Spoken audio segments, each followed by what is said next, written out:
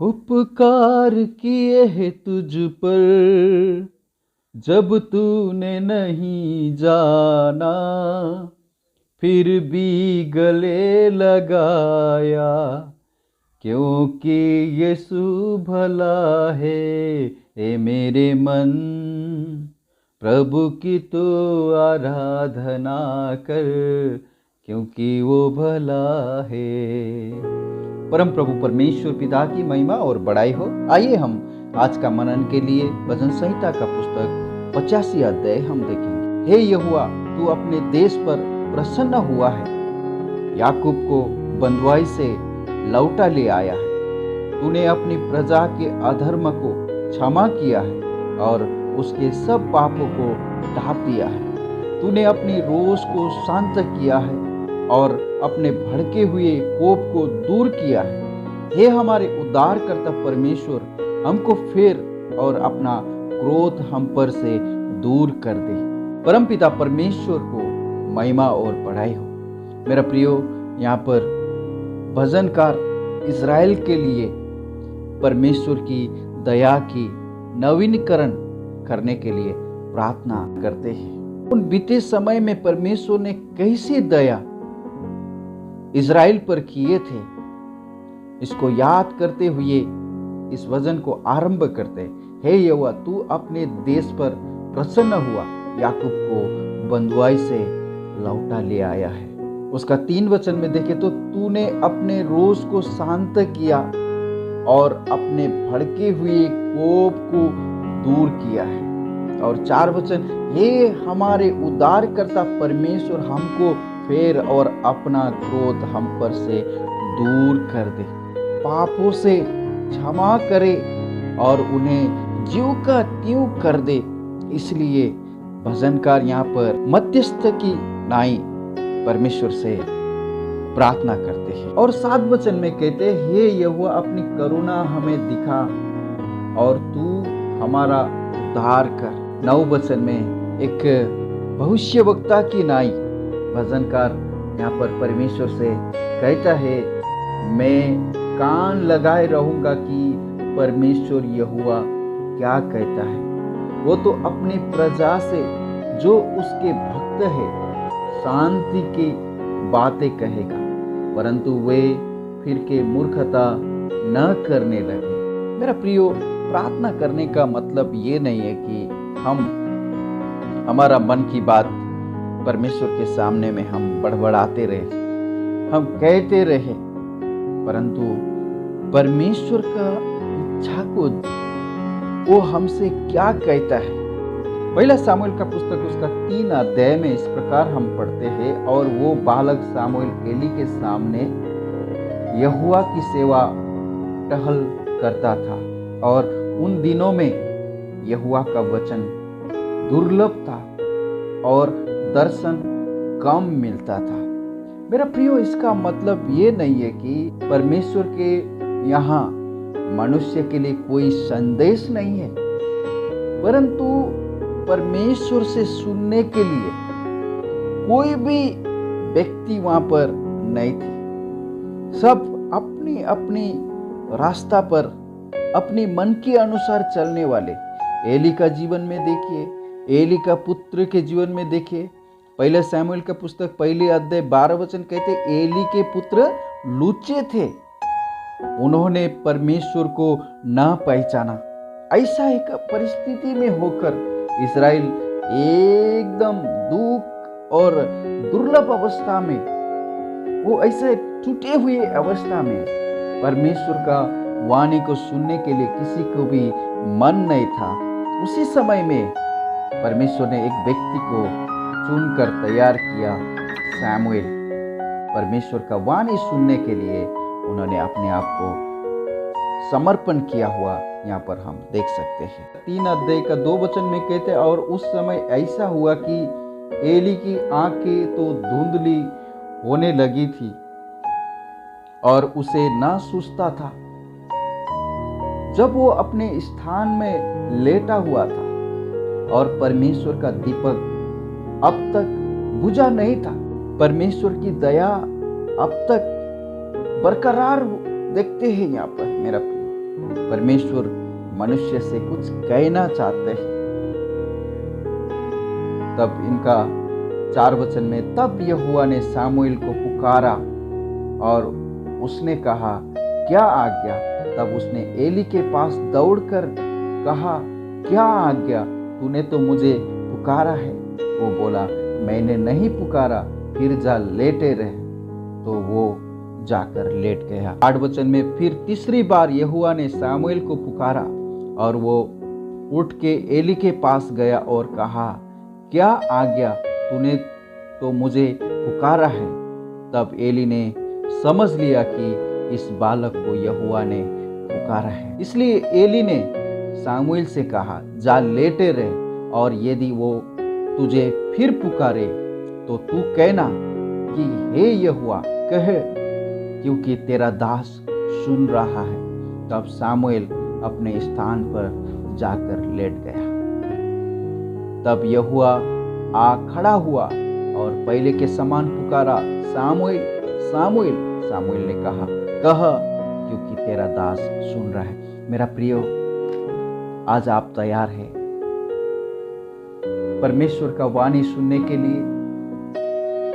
भजन संहिता का पुस्तक उसका 85 अध्याय 8 वचन में भजनकार कहते हैं, मैं कान लगाए रहूंगा कि यहोवा परमेश्वर क्या कहता है।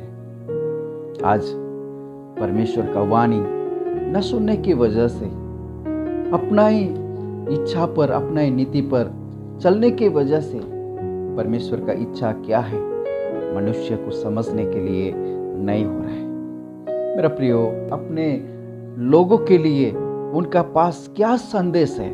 प्रभु का वचन कहता है यिर्मयाह 29 अध्याय का 11 वचन में, क्योंकि यहोवा की ये वाणी है कि जो कल्पनाएं मैं तुम्हारे विषय में करता हूँ उन्हें मैं जानता हूँ, वे हानि की नहीं वरन कुशल ही की है, और अंत में तुम्हारी आशा पूरी करूंगा। परमेश्वर के यहाँ मनुष्य के लिए जो कुछ संदेश है, मेरा प्रियो, मनुष्य का भलाई के लिए है, उनका भक्तों का भलाई के लिए रहता है।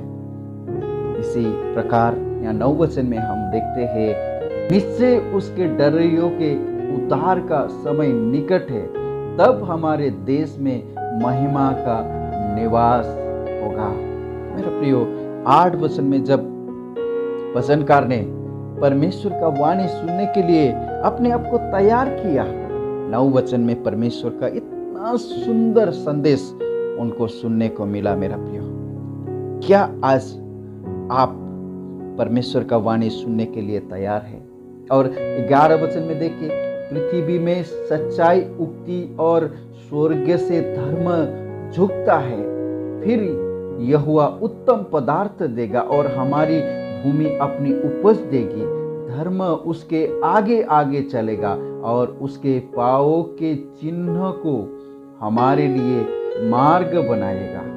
10 वचन, करुणा और सच्चाई आपस में मिल गई है, धर्म और मेल ने आपस में चुंबन किया है। मेरा प्रियो, परमेश्वर आपका और मेरा जीवन को नाश होने के लिए कभी भी उनका विचार नहीं है। हमारा परमेश्वर भलाई का परमेश्वर है और वो हमें हमेशा भलाई की वस्तु देने के लिए। निर्गमन का पुस्तक 34 अध्याय 5 वचन से आगे को देखेंगे तो, तब यहोवा ने बादल में उतर के उसके संग वहां खड़ा होकर यहोवा का नाम और यहोवा उसके सामने में होकर यूं प्रचार करता हुआ चला कि यहोवा यहोवा ईश्वर दयालु और अनुग्रहकारी, कोप करने में धीरजवंत और अति करुणामय और सत्य, हजारों पीढ़ियों तक निरंतर करुणा करने वाला, अधर्म और अपराध और पाप का क्षमा करने वाला है, परंतु दोषी को वो किसी प्रकार से निर्दोष न ठहराएगा। वो पितारों के अधर्म का दंड उनके बेटों वरन पोतों और परपोतों को भी देने वाला है। परम प्रभु परमेश्वर करुणामयी परमेश्वर है, भलाई करने वाला परमेश्वर है। वो क्रोध करने में धीरजवंत परमेश्वर है। जब हम नया नियम के पुस्तक में पढ़ेंगे तो यूहन्ना लिखित सुसमाचार 1 अध्याय के 14 वचन में, और वचन देहधारी हुआ और अनुग्रह और सच्चाई से परिपूर्ण होकर हमारे बीच में डेरा किया, और हमने उसकी ऐसी महिमा देखी जैसी पिता के एकलौते की महिमा। और 16 वचन में कहते हैं, क्योंकि उसकी परिपूर्णता से हम सब ने प्राप्त किया, अर्थात अनुग्रह पर अनुग्रह। इसलिए कि व्यवस्था तो मूसा के द्वारा दी गई, परंतु अनुग्रह और सच्चाई यीशु मसीह के द्वारा पहुंची।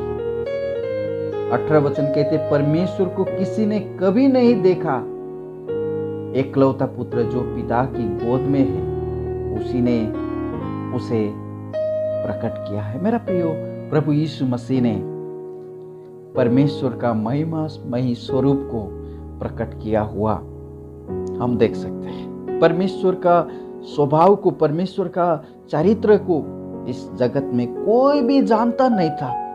जब प्रभु यीशु मसीह, परमेश्वर मनुष्य के साथ क्या चाहते हैं उसका विचारों को कोई जानता नहीं था।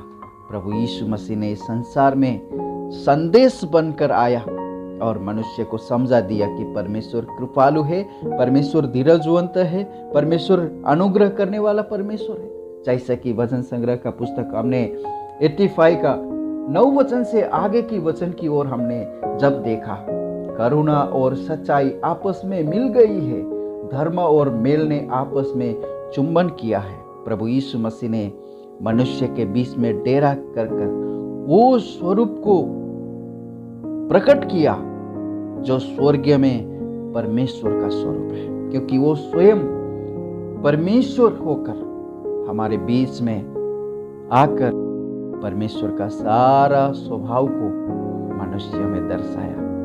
परम प्रभु इन वचनों के द्वारा आपको आशीष और अनुग्रह करे और विश्वस्त होकर परमेश्वर के मार्ग में, परमेश्वर के इच्छा पर चलने के लिए सबको सहायता और मदद करे। आइए हम धन्यवाद करते हैं। पिताजी, हम आपको धन्यवाद करते, स्तुति करते हैं प्रभु। भजन संहिता का पुस्तक 85 अध्याय के लिए हम आपको धन्यवाद करते हैं। आप कृपालु और अनुग्रहकारी परमेश्वर और क्रोध करने में धीरजवंत परमेश्वर है प्रभु। अपने प्रजा का क्रोध को प्रभु आप दबाकर अपने प्रजा पर आप दया करते हैं प्रभु जी। धन्यवाद करते हैं प्रभु।